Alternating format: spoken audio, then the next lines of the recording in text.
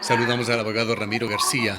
Él fue decano de la Facultad de Jurisprudencia de la Universidad Central y fue también miembro de la Comisión de Expertos en el concurso de jueces. Ha sido dirigente del gremio de abogados, tanto a nivel provincial en Pichincha como de los gremios ecuatorianos.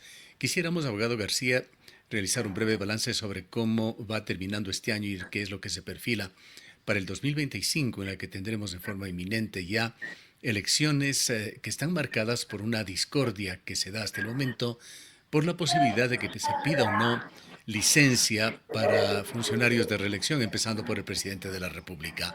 Iniciemos por esta situación. Gracias, Gustavo, muy amable por la invitación. Un saludo para todos los oyentes y televidentes. Mire, en esto yo creo que vale la pena rememorar una obra de un gran jurista, Gustavo Zagrebleski, que escribió un libro que se llamaba Tiempos difíciles para la Constitución. Y yo creo que eso resume mucho lo que estamos viviendo en este momento. Estamos viviendo tiempos difíciles para la Constitución por varios temas, ¿no? Uno de ellos, el que usted hace referencia y que lo vamos a tratar en este momento, que es la negativa del presidente de la República a cumplir con su obligación de pedir licencia mientras se postula para la reelección. Una cosa es que la Constitución establezca que no se computa como una elección nueva, teniendo en cuenta que el presidente Noboa fue elegido para completar el periodo que le correspondía al presidente Guillermo Lasso. Una cosa es que no se compute esto como una reelección para efectos de una próxima reelección, que sería posible, y otra cosa es que no tenga la obligación jurídica de solicitar licencia y de encargar, por supuesto, a la vicepresidenta, que es a quien corresponde, el cargo de presidente. Hemos visto todas las maromas jurídicas que han hecho, además, para quitarse de en medio a la vicepresidenta Abad, pasándose totalmente por la faja las normas tanto constitucionales como legales, incluyendo, metiéndola a ella dentro del régimen disciplinario y sancionatorio de la LOCEP, cuando ni presidente ni vicepresidente están sometidos a ese régimen, teniendo en cuenta que ellos son funcionarios de elección popular. Así que creo que pues, son tiempos difíciles para la Constitución porque cada cual quiere hacer lo que le da la gana. El presidente no quiere cumplir la obligación que tiene de solicitar licencia y de encargar el cargo mientras él está terciando como candidato. ¿Algún asidero le da realmente al presidente este tema de que él fue producto de una elección por la muerte cruzada? ¿Perdón? Si es que algún asidero de carácter legal le da al presidente para no pedir licencia por el hecho de que fue No, en un absoluto producto de no. la elección por la muerte cruzada. No. El que haya sido producto de una muerte cruzada y haya sido elegido para reemplazar al presidente Guillermo Lasso, el único efecto jurídico que tiene es que este periodo no se computa como un periodo total. Pero de ahí a decir que como no se computa como un periodo total, esto no es una reelección, sino una elección y por lo tanto no tiene que pedir permiso, bueno, pero es que aun cuando fuera elección, asumamos que él es funcionario público y que por primera vez se elige, igual como funcionario público tiene que solicitar licencia para poder terciar como candidato. La ley y la Constitución no hacen excepción alguna. La única excepción de facto la hizo Correa en su momento, cuando dijo que por consideraciones de interés nacional él no iba a pedir licencia. Y que como en ningún otro país se hace, que no es verdad, pero él decía, ¿no? Que como en ningún otro país se hace, pues él tampoco lo iba a hacer. Y claro, como tenía una jauría a su favor, entre los del Consejo Nacional Electoral de ese momento, pues le permitieron que haga lo que les dé la gana. Pero él fue claramente inconstitucional. Ahora el presidente Noboa pues, está tratando de emular las sesiones del expresidente Correa, especialmente en sesgos autoritarios y de ilegalidad. Hemos escuchado también una serie de opiniones y sugerencias de algunos constitucionalistas aparentemente en la línea del gobierno que incitan a través de la interpretación de determinados artículos, el 149, el 150 de la Constitución, a buscar la forma de dejar fuera del juego a la vicepresidenta de la República. Es decir, que ante su ausencia, un tercer funcionario, que podría ser un ministro, ocupe la vicepresidencia en forma temporal. ¿Qué opina usted de esta forma de alguna manera, diríamos, de manipular la norma constitucional que tiene otro objetivo? Mire, en esta misma obra de Zagrebleski, eh, él hace un análisis de aquellos juristas que por servir al poder distorsionan el derecho. Y dice que son más peligrosos que el propio déspota, porque el déspota se impone por la fuerza. El déspota se impone una vez. El jurista que sirve al déspota lo hace a través del derecho. Y por servir al poder, desestructura, desconfigura el ordenamiento jurídico. Y resulta más grave que el propio déspota. Yo veo juristas que hacen malabares argumentativos para tratar de justificar el que el presidente simplemente no le da la gana de pedir licencia. Y se acabó, así de sencillo. Y Aún para no esto, se pues, Aún no se ha consumado recordemos nada que, sobre este recordemos tema, pero que, quisiera preguntarle, con lo que ha pasado en el país, ¿de alguna manera encaja dentro de esa definición de déspota el actual presidente? mire, yo creo que hay, más allá de las definiciones, hay un sesgo claramente autoritario. Cuando hablamos de autoritarismo, básicamente nos referimos a la vocación por romper la ley. Porque el autoritario no actúa dentro de la ley, no actúa dentro de la Constitución. El autoritario actúa de acuerdo a su voluntad, que es la voluntad del poder.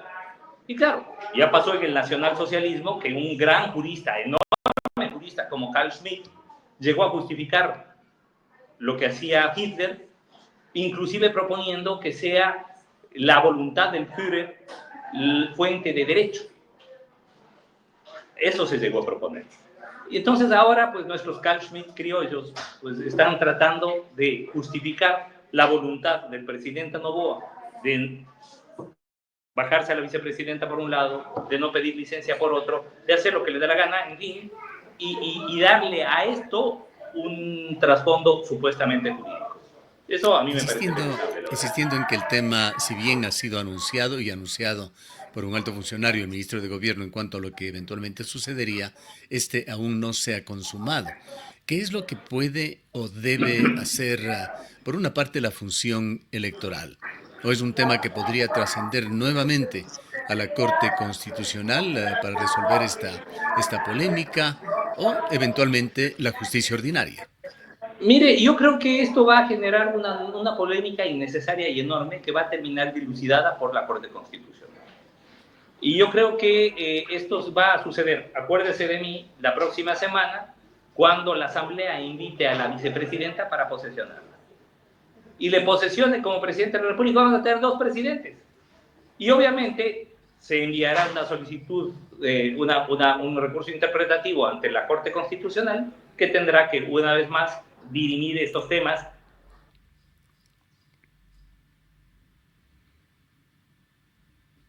obvios que cuando su función debería ser otra, ¿no?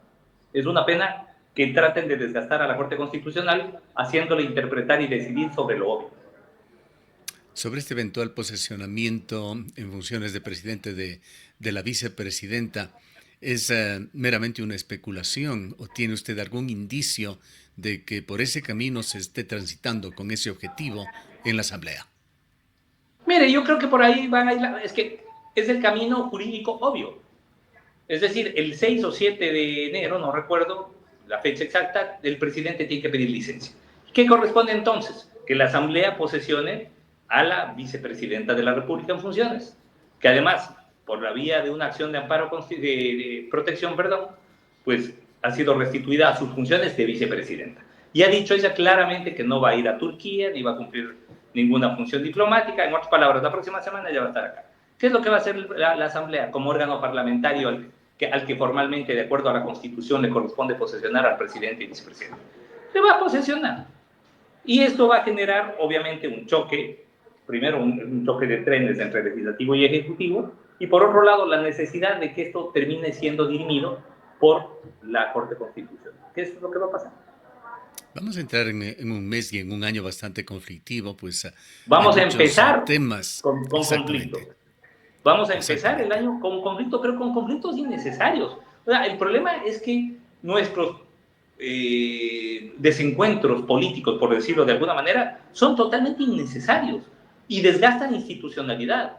Es decir, estamos en manos de niños malcriados que quieren imponer su voluntad a rajatabla y pasándose por la faja, constitución y ordenamiento jurídico. Y el Consejo de Participación Ciudadana y Control Social se encuentra también en problemas. Organismo que tiene una misión muy importante que cumplir en cuanto a renovación institucional parcial o total en varias importantes instituciones del país.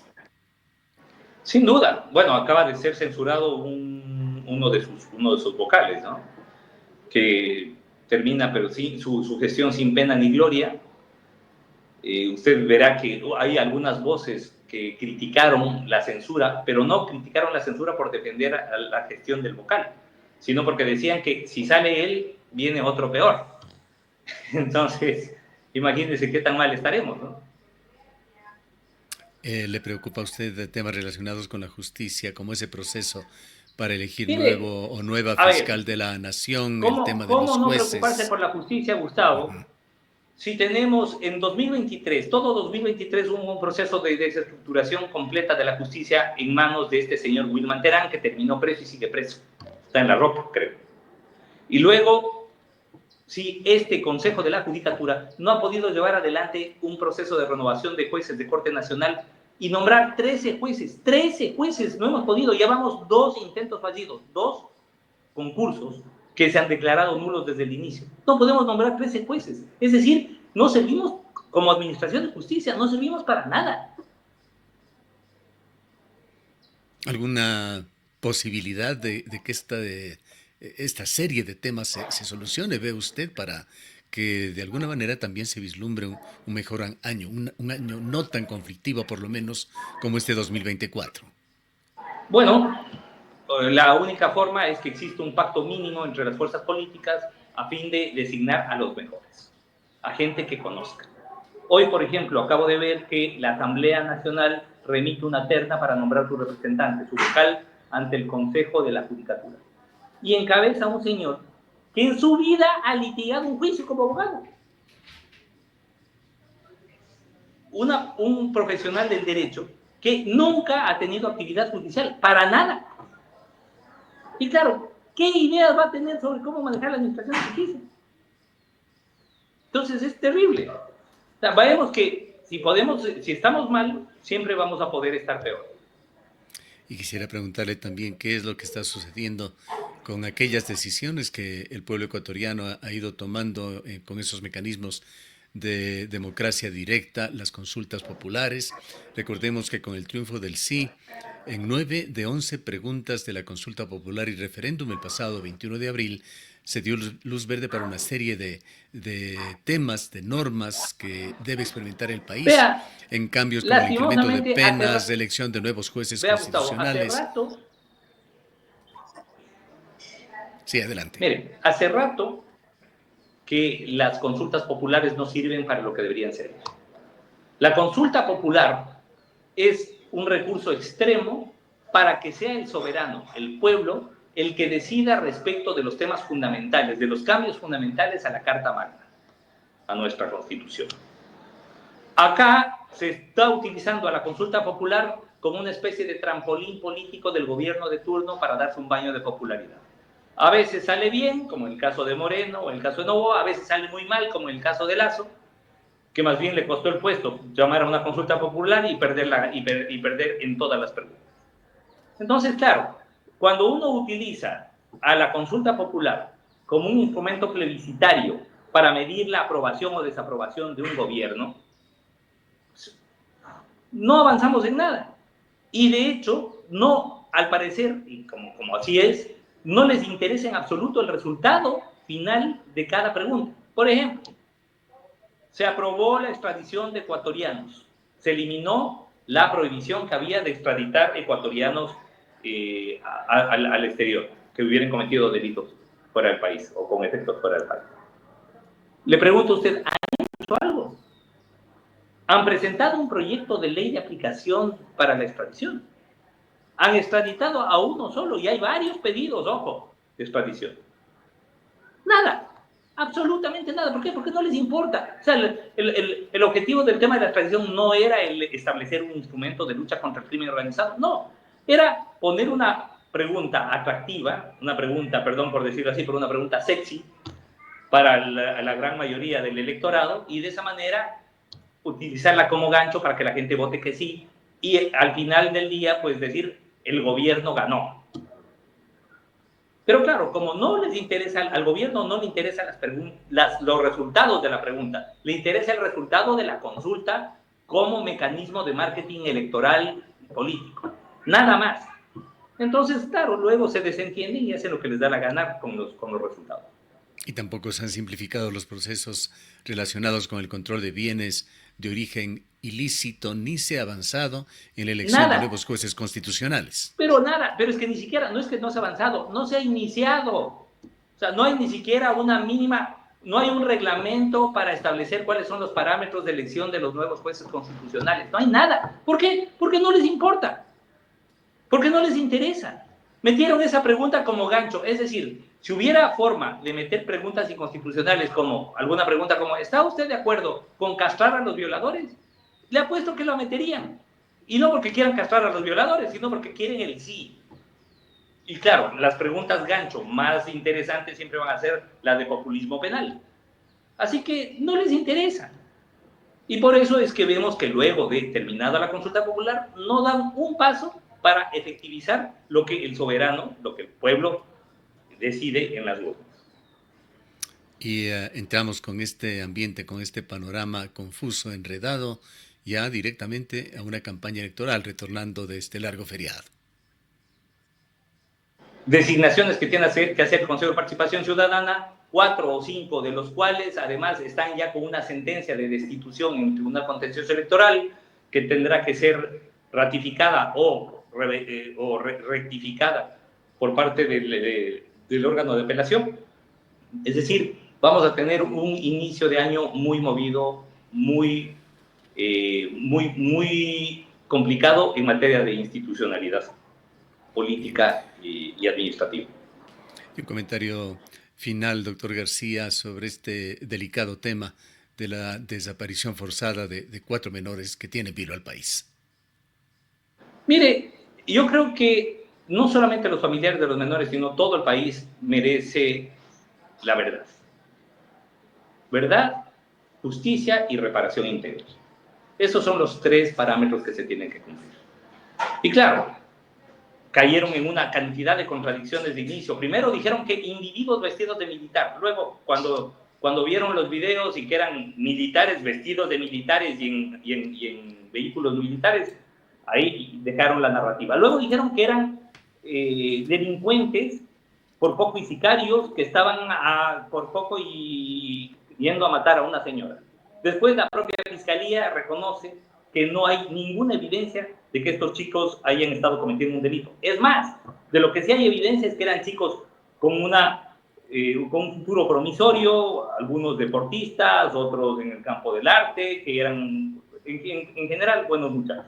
Pero aun cuando no hubiera sido así, los militares tenían la obligación, al detener menores, de entregarlos inmediatamente a la autoridad policial. En lugar de eso, los llevan a 1 hora de donde los detienen, los llevan a Taura, y después, de acuerdo a las versiones de los pocos